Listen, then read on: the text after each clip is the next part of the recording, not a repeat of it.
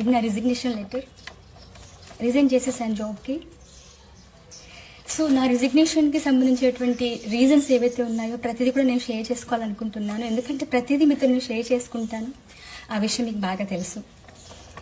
చాలా కష్టపడ్డాను ఉద్యోగం కోసం.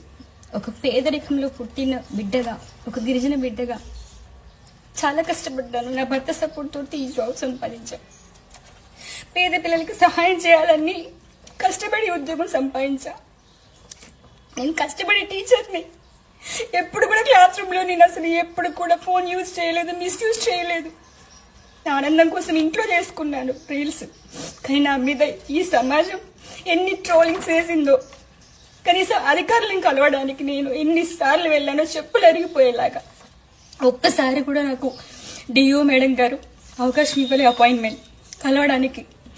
రోజంతా వెయిట్ చేయించారు, నాకు అవకాశం ఇవ్వలేదు. ఎందుకంటే తప్పు చేశాను కాబట్టిగా, నేను శిక్ష అనుభవించాలి కాబట్టి 6 నెలలు వాళ్ళు శిక్షించినట్టుగా నేను శిక్ష తీసుకున్నా. ఎందుకంటే తెలుసో తెలియక చేశాను తప్పులు అందరూ చేస్తారండి, ఎవరు చేయట్లేదండి. ఒక గిరిజన బిడ్డని, నాకు అవగాహన లేదు, నేను చేసా తప్పు. ఒప్పుకున్నా కూడా బయటకు వచ్చి చెప్పిన నేను.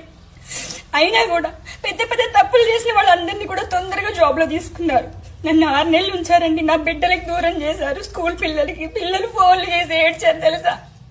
మేడం మాకు నేర్పించిన ఇంగ్లీష్ అంతా పోతుంది, మేము ఎగ్జామ్స్ ఎట్లా రాయాలని అన్నారు. పిల్లల కోసం ఫైనల్ ఎగ్జామ్స్ కన్నా నన్ను రివోక్ చేస్తారనుకున్నా. నన్ను రివోక్ చేయలేదు. ఆ మేడం గారు నన్ను తిట్టారు. ఆ రోజు వెయిట్ చేసా ఆమె కోసము. ఈవినింగ్ 7:30 వరకు కూడా ఉన్నా నేను. కలిసి వెళ్దాం ఎట్లా చేసన్నా అని. ఆ రోజు నేను కలవడానికి మేడం దగ్గరికి వెళ్తే, నువ్వు దూరం జరుగు, దగ్గరకు వస్తే బాగోదని అన్నారు నన్ను.